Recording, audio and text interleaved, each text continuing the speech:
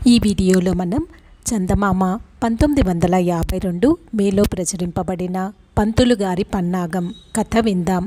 అన్నప్ప శాస్త్రి జ్యోతిష్యం చెప్పి జీవనోపాధి చేస్తూ ఉండేవాడు. ఆయన జ్యోతిష్యం ఖచ్చితంగా దాఖలా ఇయ్యటం వలన ఒక శ్రీమంతుడు శాస్త్రికి ఒక ఆవును బహుమతిగా ఇచ్చాడు. ఆయన పాలు పితుక్కోగానే ఆవుని ఊరి మీద వదిలేసేవాడు. ఇలా వదిలివేయటం వల్ల ఆ ఆవు రాత్రిళ్ళు చేలు పాడు చేసేది. పగటిపూట ఊళ్ళో పసిబిడ్డలను తొక్కివేస్తూ ఉండేది. ఇది ముఖ్యంగా పొరుగున ఉండే రామమూర్తి మేస్టార్కి చాలా ఇబ్బంది అయింది. ఏమంటే ఆయనకు ఇంటి నిండా పిల్లలే. ఆవు కంట కనిపడినప్పుడల్లా హడలుగానే ఉండేది. ఏ బిడ్డకు అది ఏ ప్రమాదం కలిగిస్తుందో అని. నయాన భయాన చిలక్కు చెప్పినట్టు శాస్త్రితో చెప్పారు మాస్టారు ఆవును కట్టివేయమని. శాస్త్రులు వినిపించుకోకుండా భయం భక్తి లేకుండా పిల్లల్ని వీధిలో వదిలేయటం ఏమిటి, నేను ఆవును కట్టేది లేదు, ఇష్టం వచ్చిన పని చేసుకోండి అని బుకాయించాడు.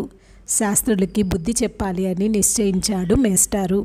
మరునాడు తెల్లవారేసరికల్లా మేస్టార్ ఇంటి ముందు ఒక బోర్డు వెలిసింది. ఆ బోర్డు పైన ఇలా ఉంది: ఉచితం, అద్భుత జ్యోతిష్యం, ఒకానొక యోగ పుంగవుని వరప్రసాదం, లోకోపకారార్థం ఉచితంగా చెప్పమని కూడా ఆ మహామహుని ఆజ్ఞ. తరుణం పోగొట్టుకోకండి అని ఉంది.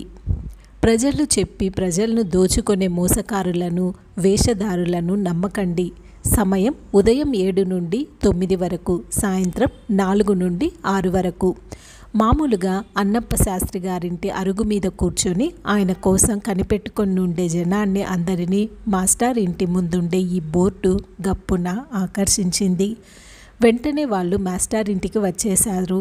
శాస్త్రులు ఇంటి దగ్గర మోస్తారుగా ఇక్కడ అరుగుల మీద పడిగాపులు పడటం అవసరం లేకపోయింది. విశాలమైన మాస్టర్ ఇంట్లోకి సరాసరి వెళ్ళిపోయి సావిట్లో కుర్చీల మీద సుఖంగా కూర్చోవచ్చు. ఇందుకు తోడు ఎటువంటి ప్రతిఫలాపేక్ష లేకుండా కేవలం పారమార్థిక చింతతో ఈ మానవ సేవ చేయటానికే పూనుకున్నారాయే, ఎంత ఔదార్యం! అందరూ సంతోషించారు. ఇన్నిన్ని అనుకూలాలు ప్రత్యక్షంగా అగపడుతుండగా ఆ శాస్త్రులు మొహం ఎవరు చూస్తారు? ఆ శాస్త్రులు జ్ఞానం అర్ధకు జిజ్ఞానం, పొట్టకూటి కోసం ఏవో 4 ముక్కలు నేర్చుకుని నాటకం ఆడుతున్నాడే కానీ నిలబెట్టి అడిగితే జవాబు చెప్పగల ప్రజ్ఞ ఎక్కడేడ్చింది? పైగా నలుగురు వచ్చి 4 విధాలుగా ముట్ట చెబితే కానీ పొయ్యిలో పిల్లి లేవదాయే అని ఈ విధంగా ప్రజల్లో అల్లుకుపోయేసరికి శాస్త్రులు ఇంటి ముందు ఒక్క కాకి కూడా వాలటం మానివేసింది. ఆయన నోట్లో కరక్కాయ పడింది. 4 పూటల కల్లా కటకటలాడిపోయాడు శాస్త్రులు. రెండో కంటివాడికి తెలియకుండా రాత్రికి రాత్రిపోయి మాస్టర్ కాళ్ళ మీద పడి బుద్ధి వచ్చిందని చెప్పి లెంపలు వేసుకున్నాడు. మళ్ళీ చెప్పించుకోకుండా తక్షణమే ఆవును కట్టివేశాడు కూడా. యథాప్రకారం మరునాడు అందరూ మాస్టర్ ఇంటికి వచ్చారు. కానీ బోర్డు లేదు. వచ్చిన వాళ్ళంతా ఏమిటి చిత్రం అంటూ మాస్టర్ని ప్రశ్నించారు.